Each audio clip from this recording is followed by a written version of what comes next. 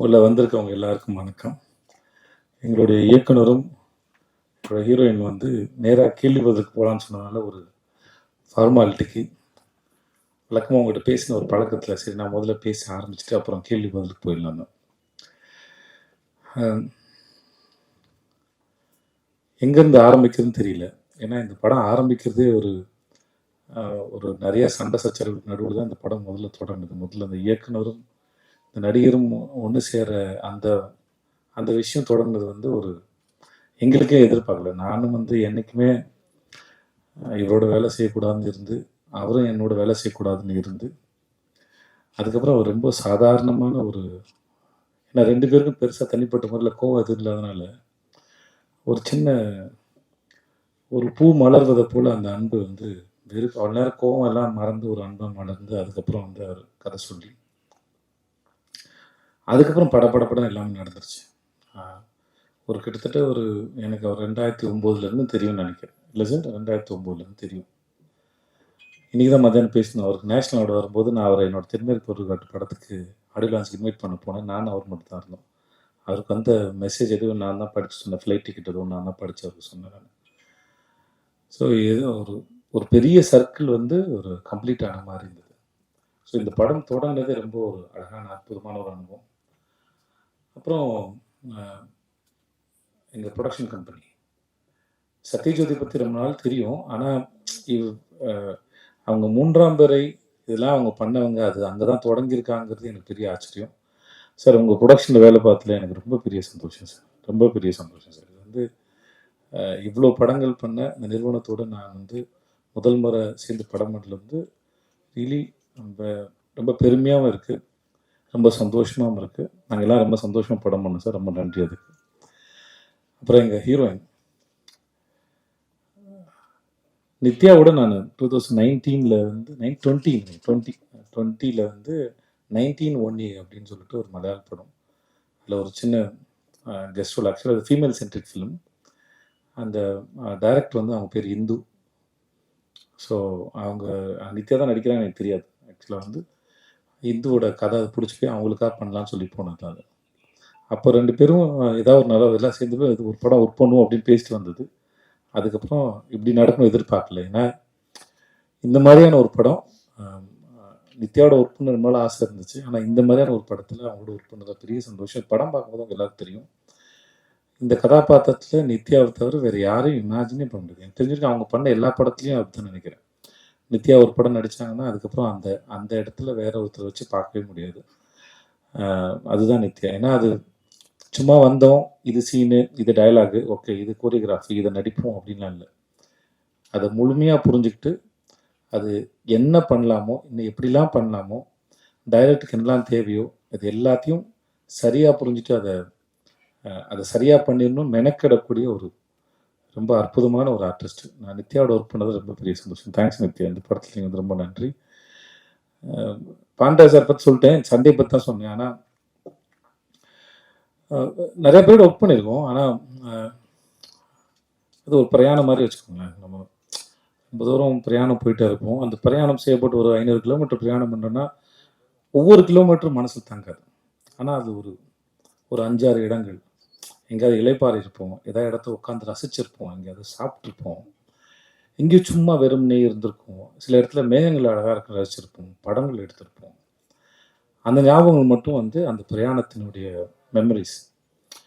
அந்த மெமரிஸ் வந்து திரும்பி ஒரு முறை நினைக்கும் போது அந்த பிரயாணத்துக்கு போயிட்டு வரலான்னு தோணும். அந்த மாதிரி நான் அவரோட வேலை பார்த்தது ரொம்ப அற்புதமான பிரயாணத்தில் இருக்கக்கூடிய ஞாபகங்கள். முக்கியமான ஞாபகம் வந்து இயக்குனர் திரு பாண்டியராஜ் அவருடைய எழுத்தில் இயக்கத்தில் வேலை பார்த்தது. அஃப்கோர்ஸ் கொஞ்சம் கஷ்டமாக இருந்தாலும், அந்த மனுஷன் டார்ச்சராக இருந்தாலும், சில சமயம் இந்த சொல்லுவாங்கள்ல, இந்த இவரோட படத்தில் ஒரு பசங்க படத்தில் யாராவது பையனை அடிக்கிறதுக்கு ஆள் கூட்டுப்போம்ல சார், ஒரு பையன் இல்லையா, அந்த மாதிரி ப்ரொடக்ஷன் கம்பெனி எங்களை அடிக்கிறதுக்கு ஆள் வச்ச மாதிரி இருந்த ஆள் தான் பாண்டியராஜ். அவங்க 2 பேரையும் வந்து நித்யா மேனன், விஜய் சேதுபதி வச்சு டார்ச்சர் பண்ணுங்க அப்படின்னு நினச்சா எப்படி இருக்குமோ அந்த மாதிரி தான். சும்மா சொல்கிறேன், ஆனால் நிஜமாவும் சொல்கிறேன். சும்மா மாதிரி நிஜமாக சொல்கிறேன், நிஜமா மாதிரி சும்மா சொல்கிறேன். இது எப்படி சொல்கிறீங்கன்னு எடுத்துக்கோங்க. ஆனால் படன்னு இருக்கும். ஆனால் நின்று அதை ரசித்தோம். ஷூட்டிங்லாம் முடிஞ்சதுக்கப்புறம், அந்த கடைசி நாள் முடிஞ்சதுக்கப்புறம் அங்க உட்காந்து ட்ரெஸ்லாம் மாத்திட்டு வந்து திரும்பி ஒரு 3/4 மணி நேரம், 1 மணி நேரம் உட்காந்து நாங்க எல்லாம் பேசிட்டு இருந்தோம். ஏன்னா அத விட்டு போறதுக்கு மனசு இல்ல. இன்னும் இந்த ஷூட் வந்து இன்னும் ஒரு 1 வாரம் சும்மா ஏதாச்சும் எடுக்கலாமா அப்படின்னு தோணுச்சு. அந்த அளவுக்கு ஏன்னா அது ஒரு பெரிய குடும்பமா இருந்தது. எல்லாருமே சரி. தீபா அக்காவா இருக்கட்டும், சரவணன் சாரா இருக்கட்டும், ரோஹனா இருக்கட்டும், எங்க தங்கச்சி அறிஞ ராகவதி அவங்க பேர் என்ன சார்? ரோஷினியா இருக்கட்டும், குழந்தைங்களா இருக்கும். மகிழினி. ஆக்சுவலா அந்த குழந்தை வந்து முதல்ல ஆண் குழந்தையா அந்த ஸ்கிரிப்ட்ல. மகிழ் அவ பேரு மகிழினி. மகிழ் வந்ததுக்கப்புறம் அது அதோட சரியா அவளோட சரியான சாய்ஸ்ன்னு சொல்லி இந்த இந்த படத்துல எங்களை ஆசீர்வதிக்க வந்த தெய்வம்னா அது மகிழினி தான் நினைக்கிறேன். அந்த இவர் பேப்பர்ல எழுதுனத எப்படிடா இவர் பாட்டுக்கு எழுதி வச்சிருக்காரு.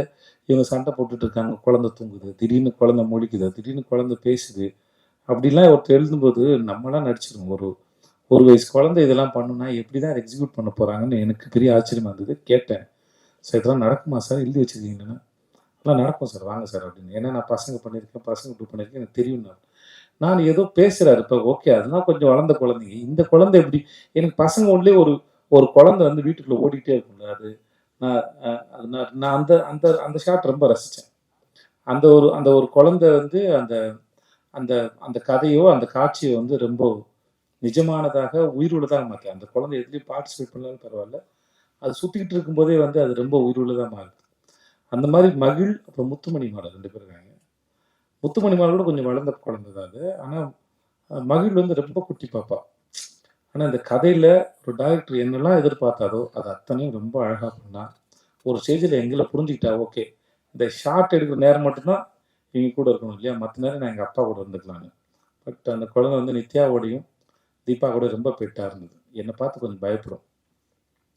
மகிழ் வந்து இந்த படத்துக்கு வந்து எங்களுக்கு வந்து எங்களையும், எங்க தயாரிப்பாளரையும், படம் பார்க்க போறவங்க எல்லாரையும் கண்டிப்பா மகிழ்விக்கக்கூடிய ஒரு ஒரு அவ வர்ற சீன்லாம் வந்து உங்க எல்லாருக்கும் ரொம்ப பிடிக்கும். அது அவ்வளோ உயிரோட்டமா இருக்குன்னு நம்புறேன். அப்புறம் எங்க தனித்தனியா பாராட்டுனா, இல்ல சொல்லணும்னா எங்க டீம்ல வந்து அவ்வளோ பெரிய ஆக்டர்ஸ் இருக்காங்க. செம்மன் வினோத் சாரு, அப்புறம் அவங்க அவங்க ஒய்ஃபா நடிச்சாங்க அவங்க பேரு ஜானகி அம்மா. ஐயோ! ஆமா. அவங்க இப்படி படத்துல வந்துட்டு போற இப்ப இன்ட்ரோடியூஸ் பண்ண அந்த அ அ நாகப்பாம்பு, வினோத் சாகர் எல்லாருமே சரி, படத்துல இருந்த எல்லாருமே இந்த படத்த ரொம்ப யோகி பாபு சார் எல்லாருமே சரி இந்த படத்த ரொம்ப பிரமாதமா பண்ணியிருக்காங்க அவங்க வேலைய. இது நாங்க டப்பிங் பார்க்கும்போது ரொம்ப ரசிச்சோம். படம் ஷூட் பண்ணிட்டு இருக்கும்போது நெறைய பேர் வந்து சொன்னாங்க, இது எங்களோட கதைய பார்க்குற மாரி இருந்தது. ஸோ படம் பார்க்குற உங்களுக்கும் அப்படிதாங்க இருக்கும்னு நாங்க நம்புறோம். ஸோ ஜூலை 25 ரிலீஸ் ஆகுது. முக்கியமா அ சனா சனா எதிர்பார்க்கல. நான் வந்து ஒரு ஆல்பமே வந்து இவ்வளோ சிறப்பா பண்ணி தருவாருங்கிறது வழக்கமா அவர் பண்றது தான். பட் நம்ம படம்னு வரும்போதில கொஞ்சம் எல்லாம் சரியா அமைஞ்சுன்னு ஒரு பயம் இருக்கும். பட் சனா வந்து இந்த படத்த ரொம்ப அற்புதமா பண்ணி குடுத்தாரு. கேமராமேன் சுகுமாரு, ஆர்ட் டைரக்டர் வீரசுந்தர், முக்கியமா ஃபைட் மாஸ்டர் கலை எனக்கு அந்த பையன வந்து 2019 தெரியும். எல்லா ஃபைட்டும் சூப்பரா பண்ணி குடுத்தான் கலை. அப்புறம் பாபா பாஸ்கர். ஸோ இது ஒரு ஃபுல் பேக்ட் என்டர்டெய்னர்.